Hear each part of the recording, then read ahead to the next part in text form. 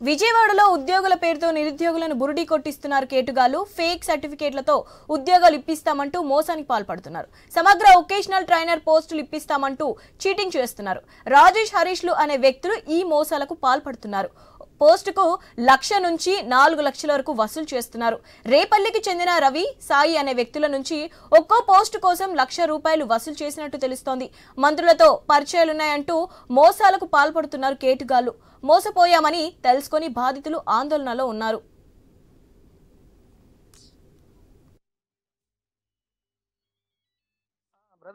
అన్నా చెప్పండి అన్న.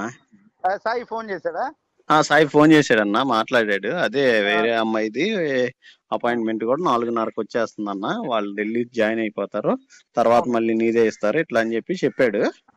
సరే సాయి అని చెప్పాను. నేను అమౌంట్ కూడా వేరే వాళ్ళకి చెప్పాను, ప్లస్ గోల్డ్ రూపంలో అరేంజ్ చేశాలే, రాగానే పెట్టేద్దాము, పెట్టేసి తీసేసుకుందు అని చెప్పాను.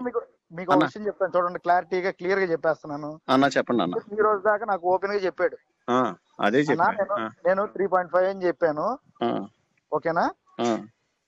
మనోడి దగ్గర అమౌంట్ లేవు, పని అంతా అయిపోయిన తర్వాత 4 lakhs ఇస్తానన్నాడు అన్న. అదే చెప్పాడు నాకు.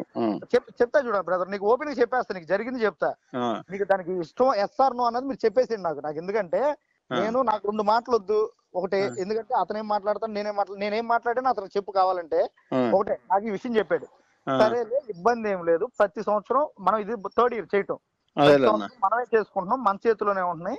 మన సెంటర్ లోనే ఎగ్జామ్ పెట్టించుకునేది, 4 సెంటర్లు విజయవాడ మనమే పెట్టించుకునేది, మనమే సర్టిఫికేట్ వెరిఫికేషన్ చేయించుకునేది, మొత్తం మనమే చేసుకునేది. జాయినింగ్ లెటర్ వరకు మొత్తం మన చేతిలోనే ఉంటది కాబట్టి మనం క్లియర్ చేసుకునే వాళ్ళం. దాని మీద నేను విల్లింగ్ అయ్యి ఓకే అన్నా. ఓకేనా, నేను అన్న మాట వాస్తవమే, ఓకే అన్నాను. ఓకేనా, నేను మాట తప్పను, ఓకే అన్నా.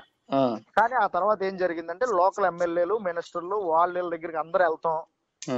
సార్ ఇలా ఒకటి ఉన్నాయంట మాకు చేపించండి అంటాం.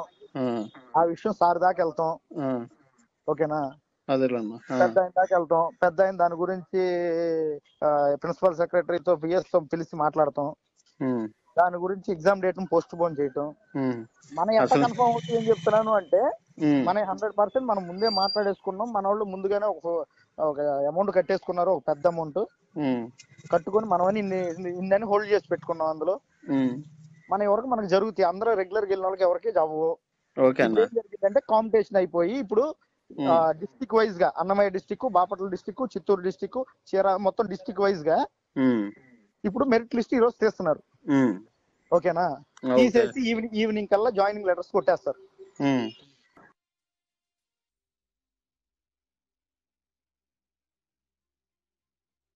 కొన్నిపాటి వీర వెంకటరవి. నేను సమగ్ర శిక్షణ దాంట్లో వొకేషనల్ ట్రైనింగ్ టీచర్ కోసం వేరే వాళ్ళని ద్వారా 4 లక్షల రూపాయలు చెప్పారు.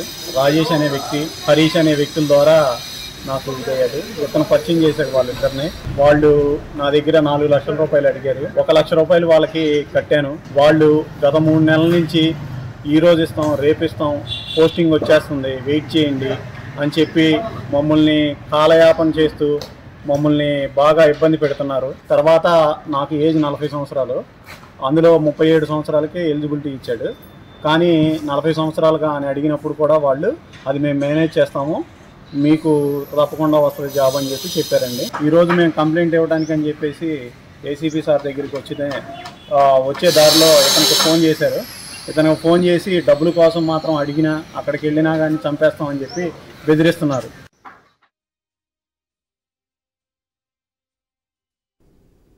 విజయవాడలో ఉద్యోగుల పేరుతో నిరుద్యోగులను బురిడి కొట్టిస్తున్నారు కేటుగాలు. దీనిపై మరిన్ని అప్డేట్స్ మా ప్రతినిధి నాగేశ్వరరావు అందిస్తారు. నాగేశ్వరరావు గారు, ఏదైతే నిరుద్యోగులే టార్గెట్ గా అయితే విజయవాడలో అంటే రాష్ట్ర వ్యాప్తంగా కూడా ఉద్యోగాలు ఇప్పిస్తానని డబ్బులు తీసుకుని మోసం చేస్తున్నారు కేటుగాళ్ళు. అయితే దీనికి సంబంధించి విజయవాడలో వీళ్ళకి సంబంధించిన ఒక టీం ఏర్పాటు చేసుకున్నట్లుగా కూడా తెలుస్తుంది. అయితే దీనికి సంబంధించి ఏదైతే సమగ్ర శిక్ష వొకేషనల్ ట్రైనర్ పోస్టులకి జాబులు ఇప్పిస్తామని చెప్పేసి డబ్బులు తీసుకొని మోసం చేసినట్లుగా అయితే బాధితులు చెప్తున్న పరిస్థితి అయితే ఉంది. మొత్తంగా ఈ యొక్క ఎవరైతే ఏదైతే ఉద్యోగాలకు సంబంధించి ఏదైతే అర్హత లేకపోయినా కూడా సర్టిఫికెట్లు, దొంగ సర్టిఫికెట్లు తెప్పించి మరీ కూడా ఉద్యోగాలు ఇప్పిస్తున్నట్లుగా కూడా తెలుస్తుంది. అయితే సమగ్ర శిక్ష వొకేషనల్ ట్రైనర్ ఒక్కో పోస్ట్ కి 4 లక్షల వరకు కూడా ఈ మోసగాళ్లు వసూలు చేస్తున్నట్లు తెలుస్తుంది. మొత్తంగా బాపట్ల జిల్లా రేపల్లకి చెందిన రవి సాయి అనేవారు అయితే